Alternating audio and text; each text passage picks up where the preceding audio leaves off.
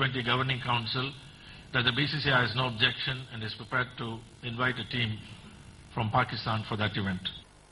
আজ সাত সকালে বিবেকানন্দ যুব ভারতী ক্রীড়াঙ্গন জুড়ে গাড়ির মেলা। স্বামী বিবেকানন্দর মূর্তির সামনে থেকেই শুরু হলো 13তম কবিগুরু র্যালি। র্যালি ফ্ল্যাগ অফ করেন রাজ্যের ক্রীড়ামন্ত্রী মদন মিত্র।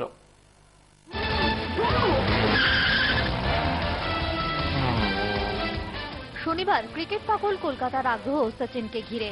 এরই মধ্যে সাত সকালে গতির লড়াই মেতে উঠল শহরের নামী কার ড্রাইভাররা।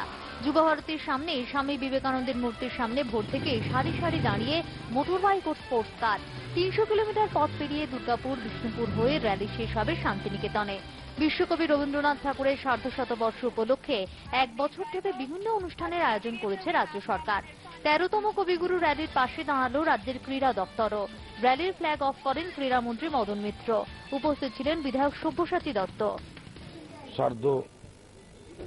শতবর্ষ পূর্তিকে সামনে রেখে এই যে স্পোর্টস, মোটর স্পোর্টস যারা ক্যারি করছে রবীন্দ্রনাথের বাণী এখান থেকে শান্তিনিকেতন দিয়ে যাবে এবং আমরা রাজ্য সরকারের পক্ষ থেকে এদেরকে ফুল সাপোর্ট দিচ্ছি, কারণ এরা রবীন্দ্রনাথের বাণী কি সামনে রেখে যাবে। র্যালি যারা করছে তারা শুধু উদ্যোগ নিয়েছেন র্যালির, সেই সংগঠনকে তো আমি নিশ্চয়ই ধন্যবাদ জানাবো এবং যারা পার্টিসিপেন্টস তাদের আমি শুভকামনা করি। এবং রাস্তাটা অনেকটা রাস্তা জঙ্গলের মধ্যে দিয়ে যাচ্ছে, দুর্গম রাস্তা, ভালোভাবে তারা ফিরে আসুক। জিতবে একজন, কিন্তু প্রত্যেকে ভালোভাবে সুস্থভাবে ফিরে আসুক, এটাই আশা করব। কলকাতায় ক্রিকেট ফুটবলের মতো জনপ্রিয় নয় মোটর স্পোর্টস, তবে বেঙ্গল মোটর স্পোর্টস অ্যাসোসিয়েশন এই শহরে কার র্যালির জনপ্রিয়তা বাড়াতে বদ্ধপরিকর।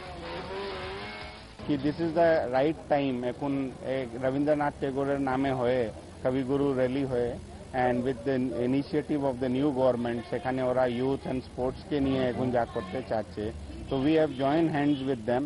Siddha is joining these motor sports rally. 4 wheeler চ্যাম্পিয়নদের দেওয়া হবে 25,000 টাকা, 2 হুইলার চ্যাম্পিয়নদের দেওয়া হবে 15,000 টাকা। ক্যামেরা সঞ্জীব মাহাতোর সঙ্গে দীপ্তিময় বসাকের রিপোর্ট, চ্যানেল 10।